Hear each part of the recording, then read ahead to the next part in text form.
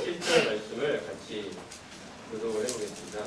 요호수아 6장 1절부터 7절 다 찾으셨죠? 1절은 제가 읽고 2절은 여러분이 읽고 같이 읽겠습니다. 1절입니다. 이스라엘 자손들로 말미암아 여리고는 굳게 닫혔고 출입하는 자가 없더라. 여호와께서 여호수아에게 이르시되 내가 여리고와 라마와 승산을 기근에 남겨주셨으니 저희 모든 부자는 그 성을 둘러 성 주위를 매일 한 번씩 돌되 몇해 동안을 그리 가라. 제사장이 양념 마리아 닭을 잡고 번역기 앞에서 나가시오. 일제자는 그 성을 7번 돌며 그 제사장들 닭들을 묶으시며 제사장들이 양각 나팔을 길게 불어 그 나팔 소리가 너희에게 들릴 때에는 백성은 다 큰 소리로 외쳐 부를 것이라. 그리하면 그 성벽이 무너져 내리리니 백성은 각기 앞으로 올라갈지니라 하시매. 우리는 여호수아가 그냥을 몰아 그들에게 이르되 너희는 번역기를 이기고 제사장은 모든 양각을 잡고 여호와의 앞에서 나아가라. 또 백성에게 이르되 나아가서 그 성을 돌되 무장한 자들이 여호와의 귀 앞에서 나아갈지니라 하니라. 여호수아가 네, 감사합니다. 열심히 읽어주셔서. 최근에 십몇 년 전입니다만 여리고 성이 고고학적으로 발견이 됐습니다. 성경의 사실을 믿지 않았던 사람들도 그 여리고 성이라는 고고학적 사실 앞에서 할 말이 없었는데요. 여리고 성을 발굴한 그 기록들을 보면은 성은 이중으로 되어 있다고 합니다. 그 본성이 있고요. 또 약간 비탈진 아래쪽에다가 외곽으로 또 성을 만들었습니다. 그리고 그 높이가 몇 미터씩 되고 있고 그 성 자체도 10m 가까이 이르는 굉장히 높은 성이었습니다. 그 성이 이중으로 되어 있는 성이고 이탈 형태로 되어 있기 때문에 밖에 있는 적들이 공격을 해올 때 쉽게 막아낼 수 있는 적의 입장에서는 정말 난공불락의 성입니다. 이런 강하고 튼튼한 견고한 성이 바로 여리고 성이었습니다. 오늘 말씀에 보면 하나님께서 이 가나안 땅으로 들어가는 이스라엘 백성들이 처음 맞이하는 견고한 성이 바로 하필 그 견고한 여리고 성이었던 것입니다. 오늘 말씀을 통해서 하나님께서 우리의 인생의 여리고와 같은 이 성, 정말 넘어지지 않을 것 같은 이 성과의 싸움, 그것이 내가 당하고 있는, 닥쳐있는 여러 가지 상황일 수도 있고요. 정말 변화되지 않고 내 안에 남아있는 그런 육신적인 모습들, 나의 연약한 모습들, 이런 것일 수도 있습니다. 하나님께서 이 여리고 성의 이 싸움에 관한 이 말씀, 이 여호수아 6장의 기록을 통해서 하나님이 우리의 삶에 어떤 교훈을 주시고자 하시는지 오늘 말씀을 통해서 살펴보겠습니다. 먼저 제가 오래전에 이 여리고성에서의 싸움을 앞두고 있는 이스라엘 백성들에게 하나님이 여호수아 1장에서 5장까지 말씀에 어떤 말씀들을 해주셨는지를 전에 말씀을 나눈 적이 있는데요. 그때 죄와 싸우는 삶의 원리라는 제목으로 말씀을 나눈 적이 있었고요. 간단하게 요약을 하고 오늘 여리고성에 관한 본문의 말씀으로 들어가도록 하겠습니다. 그때 첫 번째 드렸던 말씀은 이미 주신 승리를 믿음으로 취하는 것이다. 전쟁의 원리는 바로 이것이다. 말씀을 드렸습니다. 우리의 힘으로 가나안 땅 이스라엘 백성들의 싸움을 생각해보면 가나안 땅에서의 싸움은 이스라엘이 가서 싸워서 이긴 만큼 자기 땅이 되는 의미의 전쟁이 아니라 하나님이 이미 주신 자신의 땅을 가서 취하는 의미의 전쟁이라고 말씀을 드렸습니다. 하나님이 모두 이루어 놓으시고 우리는 그것을 믿음으로 내 것으로 취하도록 하나님이 하신 것입니다. 내 힘과 노력과 열심으로 내가 성취하는 만큼 내 것이 되는 의미의 전쟁을 우리가 싸우고 있는 것이 아니라 하나님이 이미 성취해 놓으시고 이미 우리 것으로 만들어 주신 그 싸움에 우리가 믿음으로 동참해서 내 것이니까 내 것으로 취하는 그 의미의 전쟁을 우리는 싸워간다는 것입니다. 이것이 첫 번째로 중요한 사실이었습니다. 그 다음에 요단강을 지금 이스라엘 백성들로 하여금 건너게 하시는 그 장면을 통해서 우리는 십자가에서 우리 옛사람이 죽고 이제 부활의 생명으로 새 사람으로 그리스도와 연합되어 살아난 그 그림을 볼 수가 있었습니다. 옛사람이 죄에 대하여 죽고 새 사람으로 살아나서 새 생명으로 살아가는 모습을 요단강을 건너는 이 모습을 통해 살펴볼 수 있었던 것입니다. 애굽을 나와서 항해를 건넜던 그 1세대들은 다 죽고 이제 새로운 광야를 지나는 동안에 새로운 세대로 세대 교체가 일어나서 이 새로운 세대들도 역시 하나님께서 이 요단을 건너게 하는 마치 홍해와 비슷한 경험을 하게 하시는 이 경험을 하게 하시는 것은 바로 이 여리고성을 비롯한 이 가나안 땅에서의 전쟁을 앞두고 있는 그들에게 그들의 옛사람이 하나님을 떠나 살았던 그들의 옛사람이 자신이 하나님이 아니라 자신이 주인 되어 살았던 그 옛사람은 십자가에 못 박혀 죽었고 이제 요단을 통과하여 새 사람으로 다시 살아나 하나님이 주인 되시는 인생, 하나님이 정말 왕이 되시는 인생, 정말 하나님이 주권자가 되시는 이 인생, 새로운 사람으로 하나님이 변화시켜 주신 새로운 백성으로 가나안 땅에 들어가는 것임을 말씀해 주신 것입니다. 우리 역시 하나님의 말씀에서 우리의 옛사람이 그리스도와 합하여 십자가에 못 박혀 죽었다는 사실을 주님이 분명히 말씀해 주십니다. 우리가 얼마 후면 또 침례를 행하게 될 텐데요.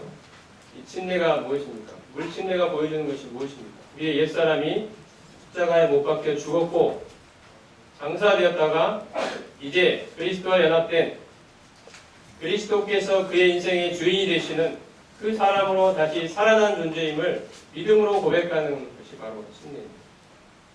하나님께서 우리에게 이 일을 이루어주신 것입니다. 요단강을 건널 때 보면 요단 가운데 12돌을 세웠습니다. 그리고 요단을 나온 후에 길갈에다가 또 12돌을 세웠습니다.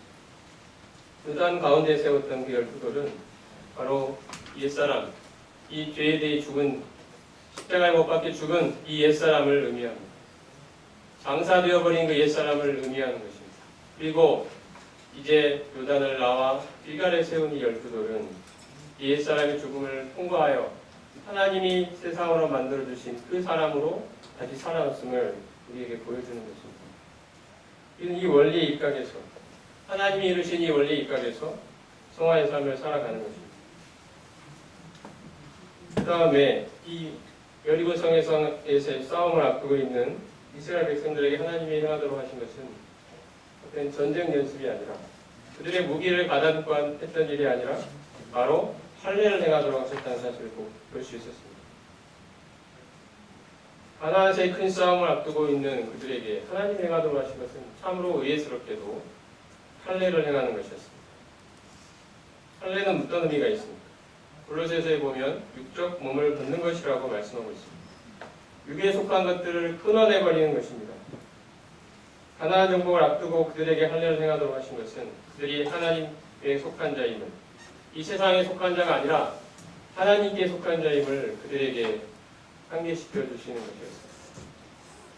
그 행한 장소가 길갈인데요. 길갈은 애굽의 수치가 굴러갔다는 뜻입니다. 우리가 애굽에서 어떠한 삶을 살았습니까? 내 자신이 주인되어 하나님이 아니라 내 자신이 주인되어 나의 마음과 생각과 뜻을 조차 하나님은 우리의 인생의 중심에 안 계시고 내가 그 인생의 주인 노릇하면서 하나님도 내 인생을 치장하고 포장하는 존재로 내가 원하는 내 인생을 돕는 분으로만 여겼지 내가 내 인생의 여전히 주인되어 살아왔던 그 애굽에서의 그 수치스러운 삶이 이제 지나가 버립니다. 하나님이 그 옛사람을 십자가에 못 박아버리신 것입니다. 이것이 구원을 통해 하나님이 우리에게 이루신 놀라운 역사입니다. 그 애굽에서의 수치스러운 사람들이 물러가 버린 것입니다. 이것이 할례가 보여주는 것입니다. 육적 몸을 벗어버리는 것입니다. 하나님이 이 일을 우리 가운데 이루어 주셔서 우리는 이러한 자로 가나안 백성들과의 그 싸움에 나서는 것입니다. 그들은 가나안 땅에서의 전쟁을 보면은 항상 싸우고 길갈로 다시 돌아옵니다. 길갈에서 출발해서 싸우고 다시 길갈로 돌아옵니다. 하나님이 우리를 위치시켜 주신 그 자리를 항상 기억하는 것입니다. 나는 어떤 존재인가를 다시 한번 기억하는 것입니다. 육신과의 싸움, 이 세상과의 싸움, 정말 변화되지 않는, 내 안에 있는 변화되지 않는 이 본성, 옛 본성과의 싸움을 앞두고 있는 우리에게 항상 필요한 것은 길갈의 자리를 기억하는, 하나님이 나를 어떻게 어떤 자로 만들어 주셨는지, 하나님이 그 아들 예수 그리스도를 십자가에 못 박으시고 다시 부활시키셔서 그분을 나와 하나로 연합시키시고, 우리 역시 우리의 옛사람이 십자가에 못 박혀 죽게 하시고 이제 새로운 사람으로 다시 살아나게 해주신, 그 지긋지긋하고 수치스러웠던 그 옛사람의 모습들은 이제 십자가에 못 박혔고 이제 하나님이 새로 일으켜주신 새 사람으로 다시 살아난 이 존재로 가나안 땅의 전쟁을 나서는 것입니다. 그리고 5장에 보면 칼을 든 여호와의 군대 장관이, 근데 그 대장이 여호수 앞에 나타납니다. 이 싸움은 누구의 싸움인가를 보여줍니다. 이 싸움은 우리의 싸움이 아닙니다. 우리가 싸우면 실패할 수밖에 없는 전쟁입니다. 우리의 모습은 얼마나 연약하고 비참합니까? 정말 참담한 심정으로 도저히 하나님 앞에 설 수 없는, 정말 그 자격 없는 존재임을 늘 절감하면서 하나님 앞에 고개를 숙이고 도저히 나아갈 수 없는 그러한 모습으로 하나님 앞에 설 때가 한두 번이 아닙니다. 이게 우리의 싸움이라면 우리는 도저히 이겨낼 자신이 없습니다. 이것은 누구의 싸움입니까?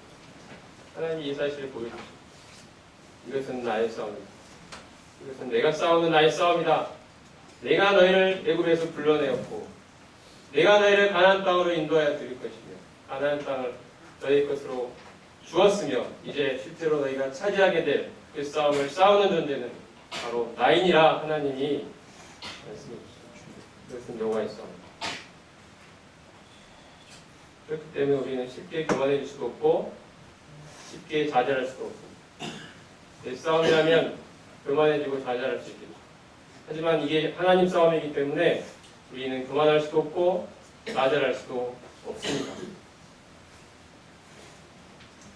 이러한 기초 위에서 드디어 6장을 보면 오늘 읽었던 말씀처럼 이제 이스라엘 백성이 여리고 성 앞에 서게 됩니다. 하나님께서 이 여리고 성과의 싸움을 앞두고 있는 이스라엘 백성이 행하신 방법은 굉장히 특이합니다. 우리가 잘 아는 것처럼 주일학교 때부터 많이 들었죠. 하루에 한 번씩 역세 동안 성을 봅니다. 하루에 한 번씩 그 성을 봅니다. 이것을 엿새 동안 6일 동안 반복하는 것입니다. 이 성을 볼 때는 여호와의 궤가 중심이 되고 이스라엘 백성들은 아무 말도 해서는 안 됩니다. 어떠한 소리도 내서는 안 됩니다. 정말 침묵 속에서 매일 한 번씩 한 번 돌고 그 다음날 한 번 돌고 그 다음날 또 침묵 속에서 한 번 돌고 그 다음날 또 침묵 속에서 한 번 돌고 5일째 되는 날도 침묵 속에서 한 차례 돌고 6일째 되는 날도 한 차례 돌고 그리고 마지막 7번째 되는 날 제사장들의 7 양각 나팔이 길게 울려 퍼질 때 그 성을 7번 돈 후에 이스라엘 백성이 여리고 성을 향하여 외치는 것입니다. 그것이 하나님이 명하신 방법이었습니다. 이 사실을 좀 더 자세히 살펴보고자 합니다. 자, 방금 읽었던 7절까지 말씀 이후에 8절 말씀부터 제가 읽겠습니다. 여호수아가 백성에게 이르기를 마침에 제사장 7은 양각 나팔 7을 잡고 여호와 앞에서 나아가며 나팔을 불고 여호와의 언약궤는 그 뒤를 따르며 그 무장한 자들은 나팔 부는 제사장들 앞에서 행진하며 후분은 그 뒤를 따르고 제사장들은 나팔을 불며 행진하더라. 여호수아가 백성에게 명령하여 이르되 너희는 외치지 말며 너희 음성을 들리게 하지 말며 너희 입에서 아무 말도 내지 말라. 그러하다가 내가 너희에게 명령하여 외치라 하는 날에 외칠지니라 하고 여호와의 궤가 그 성을 한번 돌게 하고 그들이 진영으로 들어와서 진영에서 자니라. 또 여호수아가 아침에 일찍이 일어나니 제사장들이 여호와의 궤를 메고 제사장 7은 양각나팔 7을 잡고 여호와의 궤 앞에서 계속 행진하며 나팔을 불고 무장한 자들은 그 앞에 행진하며 후분은 여호와의 궤 뒤를 따르고 제사장들은 나팔을 불며 행진하니라. 둘째 날에도 그 성을 한번 돌고 진영으로 돌아오니라. 엿새 동안을 이같이 행하니라. 백성들은 엿새 동안 매일같이 침묵 속에서 돌면서 침묵 속에 그 도는 일을 행해야 했습니다. 엿새 동안 매일같이 돌아도 여리고성은 아무런 변화를 보이지 않았습니다. 여리고성은 여전히 견고하고 철통같이 닫혀 있었습니다. 이것은 내 힘과 능력으로는 어떠한 일도 일어나지 않는다는 사실을 깨닫게 하시는 기간이었다고 생각합니다. 그들은 이렇게 바보같이 매일 아무런 변화도 없는 그 성은 묵묵히 내가 이렇게 돌아야 할까? 이 돈다고 이 여리고성에 무슨 일이 일어날 것인가? 아무 변화도 없는 초롱성 같은 그 성을 쳐다보면서 백성들은 그 성을 돌고 돌아야 합니다. 하나님은 이 방법을 그들에게 명하신 것입니다. 백성들은 이 여리고성을 엿새 동안 매일같이 한 번씩 돌면서 변화되지 않는 그 성을 보면서 자신들의 무력함을 느꼈을 것입니다.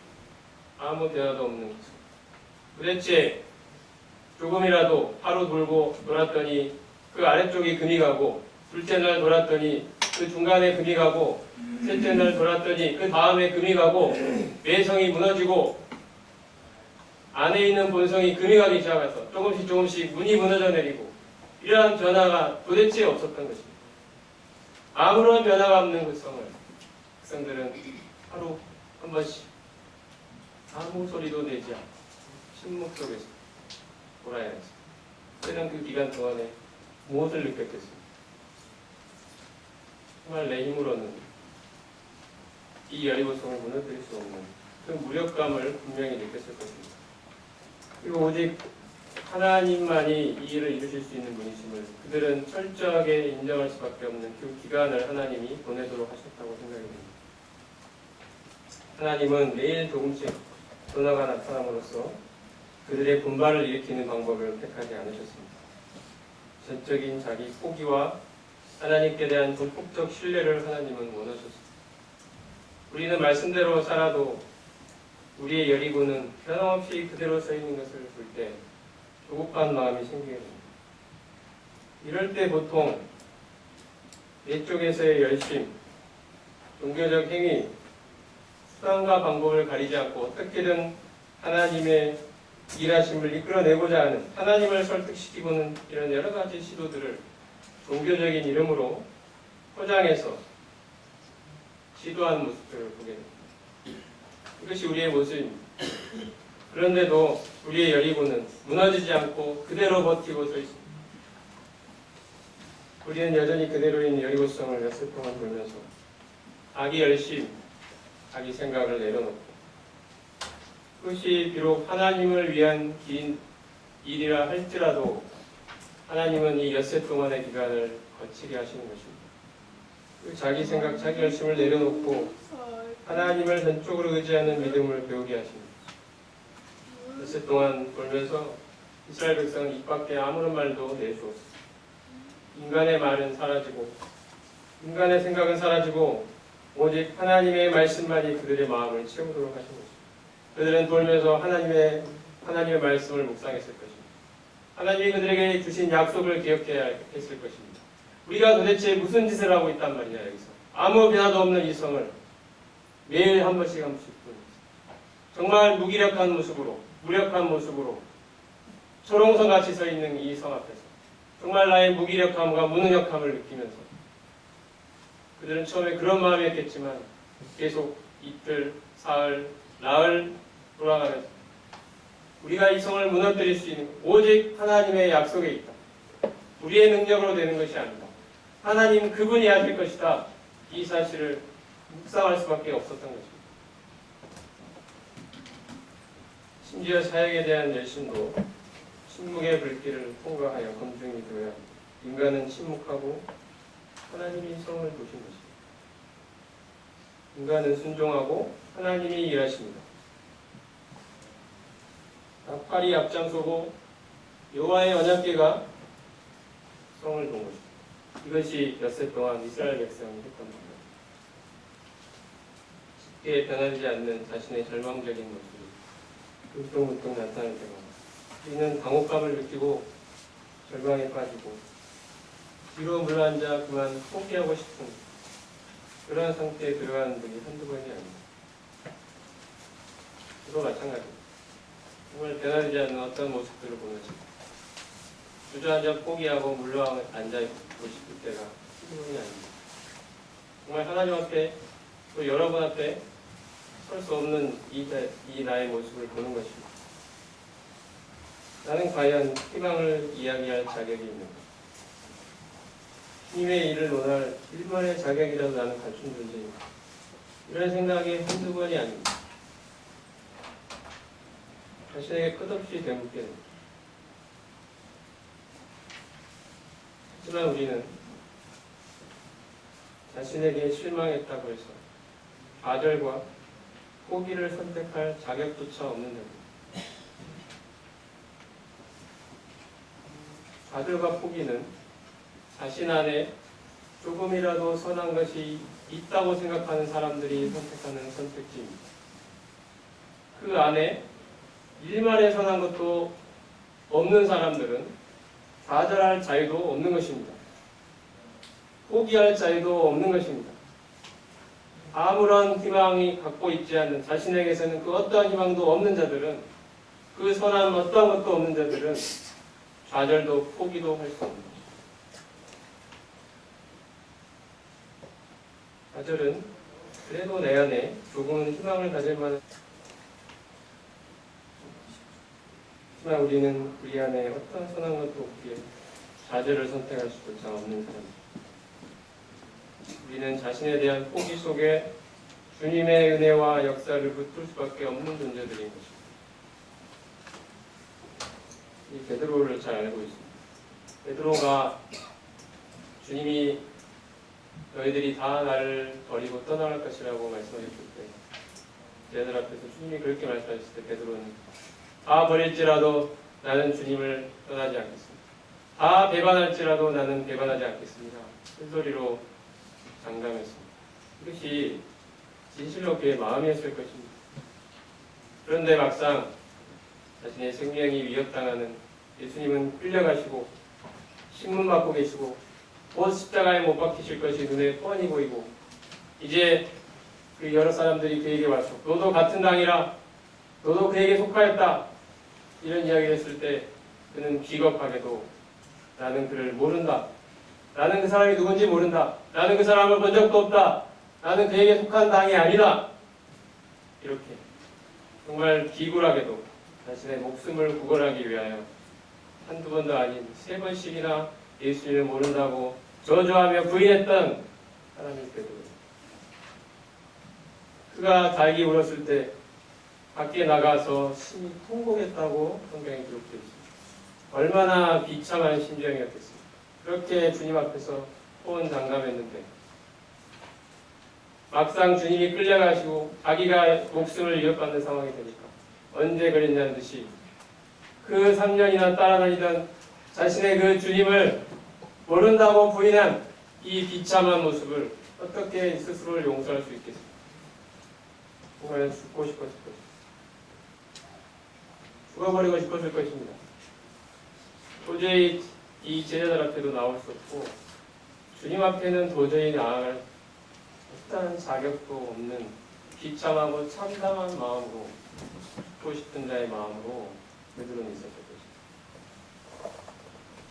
그런데 이 주님, 이 베드로 앞에 부활의 주님이 나타나십니다. 주님이 부활하신 모습으로 나타나십니다. 만약에 주님이 죽으시고 끝나버렸다면 베드로는 평생 아마도 실패자의 그 처절한 마음을 갖고 정말 정말 죽지 못해서 살아가는 그 마음으로 살 수밖에 없었을 것입니다. 근데 그런 베드로에게 주님이 죽지 않으시고 다시 살아나신 모습으로 그에게 나타나신 것입니다. 베드로가 이 부활한 주님을 한두 번, 서너 번 계속 만나게 됩니다. 주님은 정말 살아나셨구나. 내가 부인해버렸던 그 십자가에 못 박혀 죽고 끝나버린 줄 알았던 그 주님이 이제 다시 살아나셨다. 사망을 이기고 살아나셨구나. 나의 모든 연약까지도 미리 말씀하셨던 그 주님, 사단이 밀가루라도 하려고 너를 청구하였으나 너는 돌이킨 후에 형제를 굳게 하라고 주님이 미리 말씀해 주셨습니다. 너는 분명히 3번 부인할 것이다. 하지만 돌이킨 후에 이 내 형제들을 굳게 하는 일을 하게 될 것이다. 주님이 미리 말씀해 주셨습니다. 부활의 주님이 그에게 나타나서 부르셨습니다. 3번씩이나. 아까 예배 시간에 했던 형제님이 했던 말씀처럼 네가 나를 사랑합니다. 네가 이 사람들보다 나를 더 사랑합니다. 이 사람은 다 버릴지라도 나는 부인하지 않겠다고 말했던 그 너인데, 그 너가 나를 3번이나 부인하고 말았는데 이제 부활의 주님이 그에게 나타나셨어요. 이 사람들보다 나를 더 사랑하냐고 주님이 물으십니다. 베드로가 뭐라고 대답합니까? 주여 그러하여서 내가 주를 사랑하는 줄 주께서 아시다. 주님, 저는 주님을 사랑한다고 말할 자격이 없는 자입니다. 저는 얼마나 비참하고 참담한 심정으로 하나님 앞에 하나님 앞에 있었던 사람인지 모릅니다. 근데 이제 주님이 부활하신 주님으로 내 앞에 나타나셨습니다. 사망을 이기시고 어둠을 이기시고 흑암의 권세를 이기시고 그 영광 가운데 부활하신 하나님 아들, 나의 주인의 모습으로 지금 내 앞에 서 계십니다. 주님, 저로서는 도저히 주님을 사랑한다고 말할 자격이 없죠. 이게 저희 생명 같은, 이 안에서부터 솟아나오는 생명 같은 그 사랑으로 주님을 사랑한다고 말할 수밖에 없는 자임을 고백합니다. 제가 어떻게 주님을 떠나겠습니까? 주님 어떻게 사랑하지 않을 수 있겠습니까? 이 주님을. 주님, 저는 도저히 주님 사랑할 수 없는 자이지만 내 앞에 나타나신 이 부활의 주님으로 말미암아 이제 주님을 사랑한다고 이야기할 수 있습니다. 저희 모든 연약을 하시고 그 모든 연약을 짊어지고 십자가를 지셨을 뿐 아니라 이제 사망을 이기시고 당당한 부활의 주님으로 내 앞에 나타나신 이 주님 앞에 베드로는 주님을 사랑하는 줄 주께서 아십니다 라고 고백했던 것입니다. 이것이 우리의 심정이라고 생각이 듭니다. 정말 포기하고 싶고 그리고 물러나 주저앉고 싶은 적이 한두 번이 아닙니다. 하지만 이 주님 배반했다고 느껴진 적이 한두 번이 아닙니다. 근데 이 부활의 주님 앞에 우리는 나아가 고백합니다. 주님, 제가 주님을 사랑합니다. 제가 주님을 사랑하는 줄 주님께서 아십니다. 저 같은 자도 주님이 저 같은 자의 사랑도 받아주신다면 저는 주님을 사랑합니다. 그것이 베드로의 고백입니다. 그것이 우리의 고백이라고 생각합니다. 저희가 무슨 자격으로 하나님 앞에 나아가겠습니까? 저희 힘과 저희 열심으로 어떤 하나님의 일이 이루어지겠습니까? 저희가 비참하고 참담한 이 마음으로 우리는 좌절을 할 수밖에 없는 자들이지만 이제 주님이, 부활의 주님이 내 안에 계십니다. 이 부활의 주님이 지금도 내 안에서 나에게 물으십니다. 네가 나를 사랑하지? 이스라엘 백성들은 몇 세 동안 아무런 변화가 없는 혈성을 돌면서 자신에 대한 철저한 무력함을 느끼고 이 일이 이루어질 수 있는 것은 오직 하나님의 약속, 하나님의 열심, 하나님의 역사 외에는 없다는 사실을 철저하게 인정하고 그 하나님 앞에 굴복하는 그 마음을 가졌을 것입니다. 하나님의 이 일을 배우도록 하십니다. 오직 희망은 하나님밖에 없음을 그들이 깨닫고 고백하도록 하시는 것입니다. 오직 우리의 유일한 희망은 내 안에 살아계신 부활하신 예수 그리스도 그분이십니다. 우리는 철저하게 무능력하고 무기력하고 부패하고 타락한 존재이지만 절망의 구렁텅이에 앉을 수밖에 없는 자들이지만 이제 이 자 안에 부활의 주님이 함께 하십니다. 주님이 죽으심으로 끝나지 않고 영광과 생명으로 부활하셔서 이 부활의 주님이 지금 내 안에 살아계십니다. 이 주님을 우리는 사랑하는 자들입니다. 이 주님이 자신의 일을 하실 것입니다. 이것이 우리가 가지고 있는 유일한 희망입니다. 이것이 없다면 우리는 가룟유다처럼 목을 매야 될 자들입니다. 하지만 부활의 주님이 내 안에 계시기 때문에 우리는 다시 일어납니다. 주님이 하실 주님의 싸움에 우리가 참여하기 때문입니다. 다음에 여리고 좀 다시 오셔서 15절 보겠습니다. 여호수아 6장 15절. 일곱째 날 새벽에 그들이 일찍이 일어나서 전과 같은 방식으로 그 성을 7번 도니 그 성을 7번 돌기는 그날뿐이었다. 7번째 제사장들이 나팔을 불 때 여호수아가 백성에게 이르되 외치라 여호와께서 너희에게 이 성을 주셨느니라. 20절입니다. 이에 백성은 외치고 제사장들은 나팔을 불매 백성이 나팔 소리를 들을 때 크게 소리질러 외치니 성벽이 무너져 내린지라.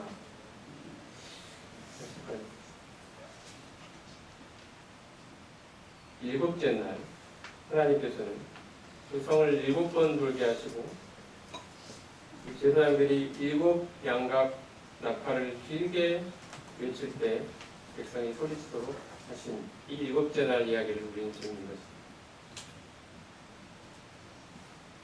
성경에서 7은 7이라는 숫자는 안식의 수, 완전의 수입니다.